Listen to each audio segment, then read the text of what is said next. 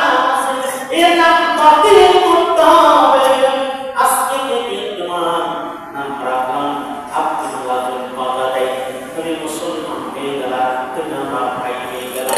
আব্দুল্লাহ বলতো নবী, ও আল্লাহর নবী, মুসলমান হলাম, আপনি আল্লাহর পক্ষ থেকে গিয়ে এনেছেন, কোরআনুল কারীম এনেছেন, আমি কোরআনুল কারীম পড়তে চাই, আমি কোরআনুল কারীম জানতে চাই, আমি কোরআনুল কারীম মানতে চাই, আমি মধুর কণ্ঠে কোরআনুল কারীম পড়ব। আল্লাহ রাসূল বললেন, খাব্বাব বিন সাহাবী খাব্বাব ইবনে আরব ইসলাম গ্রহণ করেছে কেবল 6 নম্বর মুসলমান, ইসলামের প্রাথমিক যুগ 6 নম্বর মুসলমান হলাম খাব্বাব রাদিয়াল্লাহু আনহু। নবী বললেন, এই খাব্বাব তুমি তোমার ভাইকে কোরআন শিক্ষা দাও, আব্দুল্লাহকে কোরআন শিক্ষা দাও। আব্দুল্লাহ আলহামদুলিল্লাহ বিসমিল্লাহ বলে কোরআনুল কারীমের আলিফ বা তা সা পড়া শুরু করলেন। পড়তে পড়তে আম্মা পাশে কোরআন মধুর কণ্ঠে কোরআন পাঠ করে, আব্দুল্লাহ চুরি চুরি কোরআন পাঠ করে, না কি ধন পেয়েছে, কোরআনের বাণী ভুলে গেছে মোরা, হাদিস মনেতে নাই, কোরআনের বাণী ভুলে গেছে মোরা, হাদিস মনেতে নাই, পরিচয় থেকে রঞ্জাই পড়ি অবাক দৃশ্য হয়। আব্দুল্লাহ চুরি কোরআন পাঠ করে, হযরত ওমর দাঁড়িয়ে নামাজ পড়ছে, আবু বকর ওসমান তারা নামাজ পড়তেছে, আব্দুল্লাহ চুরি করে তেলাওয়াত করে।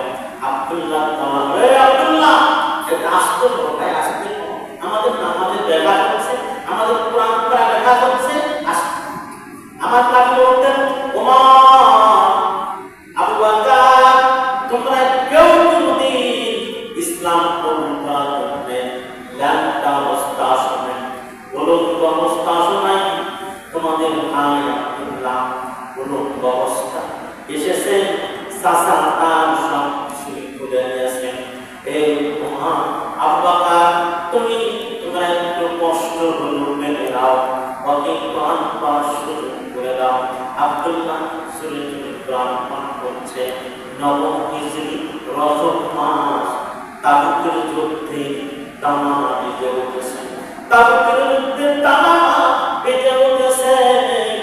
নবী বললেন, ওরে সাহাবীরা কে আসলে চলো চলো তাবুকের যুদ্ধে চলো। নবী বললেন, সাহাবীরা তোমরা আমার হাতের সঙ্গে হাত দিয়ে বায়াত করো। নবী বললেন, বায়াউ মুহাম্মাদান আলা জিহাদে মা বাকিনা আবাদা, আল্লাহুম্মা লা আইশা ইল্লা আইশাল আখিরা ফাগফির ওয়াল আমসালা ওয়াল মুআযিরা। আল্লাহ আমরা তোমার নবীর হাতে বায়াত দিলাম, আমরা তোমার নবীর হাতে জিহাদের বায়াত নিয়েছি। আমরা তাবুকের প্রান্তে, তাবুকের প্রান্তে ইসলাম বিজয় করব, তাদের দাপন ইসলামকে আমরা বিজয় করব। আপনি বলছেন আল্লাহ নবী বললেন, ওরে সাহাবীরা শোনো, তোমাকে জান্নাতে নিতে চাও, তাকে জান্নাত তোমাকে নিতে চাও। আপনি নামাজ পড়েন, আপনি জান্নাতে যাবেন, জান্নাতে যাবেন, যেতে পারেন। আপনি রোজা রাখেন, নামাজ পড়েন, রোজা রাখেন, জান্নাতে যাবেন, যেতে পারেন। আপনি হজ করেছেন, জান্নাতে যাবেন, যেতে পারেন, কিন্তু আপনি জান্নাত পেতে পারবেন না।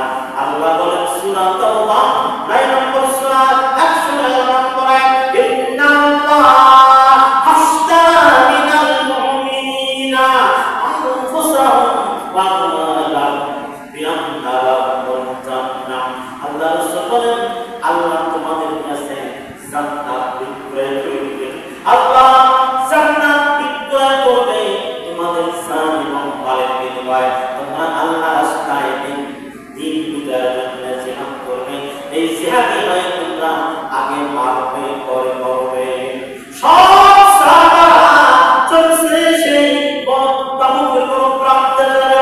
আল্লাহ রাসূল বললেন, ওরে সাহাবীরা ধন সম্পদ দাও, টাকা দাও, পয়সা দাও, উর্দু ভাষা দাও, আমরা তাবুকের প্রান্তে যাব। হযরত আবু বকর সিদ্দিক তার সম্পদের তাবুকের প্রান্তে মধ্যে যা সম্পদ ছিলাম বাবা কাউকে দিয়ে দিলেন। হযরত তোমার সম্পদ ভাগ করলেন, হযরত তোমার সম্পদ ভাগ করলেন, ভাগ করে এক ভাগ দিলেন জিহাদের সাথে, আর এক ভাগ বাড়িতে রাখলেন। হযরত উসমান কত দামি সাহাবী, উসমান বলি নবী বলেছেন উসমানকে আমি দুইটা মেয়ে দিয়েছিলাম, দুই মেয়ের আমি জানতাম, আমি আমার প্রতি আরেকটা কন্যা সন্তান ভাবত, আমি উসমানকে দিতাম। আল্লাহ আমি উসমানকে এত ভালোবাসি।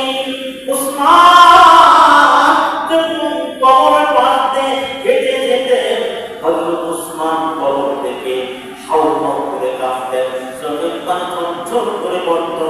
সাহাবারা বলতেন আমিরুল মুমিনিন, সাহাবারা বলতেন আমিরুল মুমিনিন, আপনি কবরের, আপনি জাহান্নামের ভয়ে কাঁদেন না, আপনি জান্নাতের ভয়ে কোনোদিন কাঁদেন না, কিন্তু কবর থেকে আপনি কেন কাঁদেন?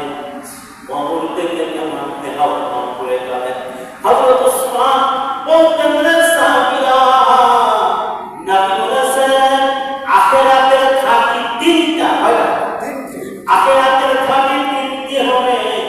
এক নাম্বার কবর হবে, কামনা মারাবো কবরা মারানি, ওই কবরে যেতে হবে, থাকবে না কেউ সাথী, থাকতে হবে নিরালায়, থাকতে হবে নিরালায়, একা একা অস্তরায়, চতুর্দিকে রবে শূন্যমানি, সাড়ে তিন হাত মাটির ঘর, কারো আগুন কারো পর, সাড়ে তিন হাত মাটির ঘর, কারো আগুন কারো পর, কারো আবার হবে জান্নাত।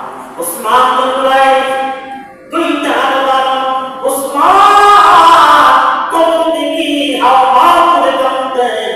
ওই সাহাবীরা, নবী বলেছেন কবর হবে আখিরাতের প্রথম ঘাঁটি। যে ব্যক্তি কবর থেকে মুক্তি পাবে, যে ব্যক্তি কবর থেকে নাজাত পাবে, তার জন্য সবগুলো ঘাঁটি সহজ হয়ে যাবে, তার জন্য সবগুলো ঘাঁটি সহজ হয়ে যাবে। এক নাম্বার আল্লাহ নবী রাস্তায় যাচ্ছেন, এক ব্যক্তি কবরে আযাব হচ্ছে, কঠিন আযাব হচ্ছে, দুই কারণে, কয় কারণে? দুই কারণে। লোকেরা বলতো, আমি বললেন এই কবর আযাব হচ্ছে, আমার মেয়ের হাসতে কবর আযাব হচ্ছে। লোকটা কি পান করছিলেন? লোকেরা বলতো লোকটা মানুষ ছিল, কিন্তু দুই কারণে আযাব হচ্ছে। এক নম্বর হলো সে পেশাব করতো, পেশাব পায়খানা করতো, সে নিরাপত্তা থাকতো না, পেশাব করতো, তার উপর বসে পড়ে আপনার পেশাব কোথায় যাচ্ছে, আপনি পেশাবটা নিয়ন্ত্রণ করবেন যে আপনার গা প্যান্ট গায়ে বা জামাতে পেশাব ছিটে না আসে, এই কাজটা করতে হবে। দুই নম্বর সুগুল চুরি করে বেড়াইত, সুগুল এখন অঙ্গ আছে না, একদের কথা মুসলমান বলেন এই সুগুল খুরি ব্যক্তি পেশাব থেকে সে নিরাপদ ছিল না, এই জন্য আল্লাহ হচ্ছেন। নবী বলতো উসমান রাদিয়াল্লাহু বলতেন আমি যখন কবরে বসতে যাই, আমার কবর দুর্গে যখন দেখা খেতে যাই, আল্লাহ আমি অন্ধকার কবরে আমি কেমন করে একা একা থাকবো, এই জন্য কবর থেকে কাঁদি। দুই নাম্বার আসল অনুষ্ঠান হবে, নবী বলেছেন আসল মাঠে মানুষ দৌড়াদৌড়ি করবে, কে কোথায় দৌড়ায়, কে কোথায় দৌড়াবে, উলঙ্গ অবস্থায় দৌড়াবে, সব মানুষ ছোটাছুটি করবে, সব মানুষ ছোটাছুটি করবে। আপনার যারা আয়েশা সিদ্দিকা রাদিয়াল্লাহু আনহা বলেন, নবী গো আপনি কি কালকে আমাদের মাঠে আপনি আমাদের কথা স্মরণ করবেন না, আমি আপনার স্ত্রী, আমাদের চিন্তা করবেন না।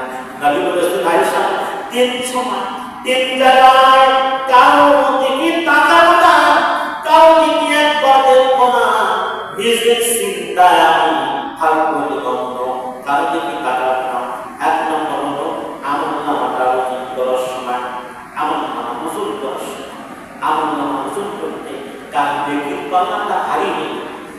গদির পাল্লা খালি আয়েশা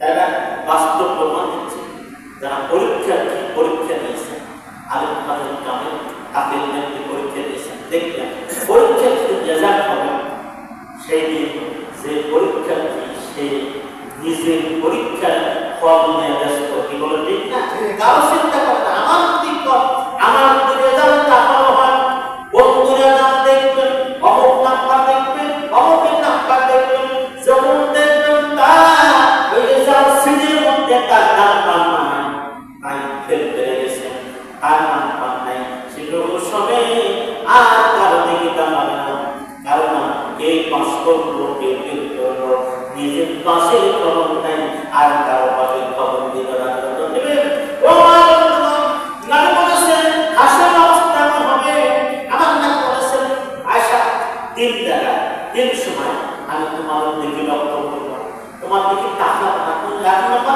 এমন আমরা ওজন করার সময় ওজন হাতে বোকাই হচ্ছে ওজন করতে আমার পাল্লাটা ভারী হয় আর তোমার পাল্লাটা ভারী হয় আমার পাল্লাটা হালকা হয় তোমার পাল্লাটা হালকা হয় এই সময় আমি আমার চিন্তা করবো আমারটা ভারী হয়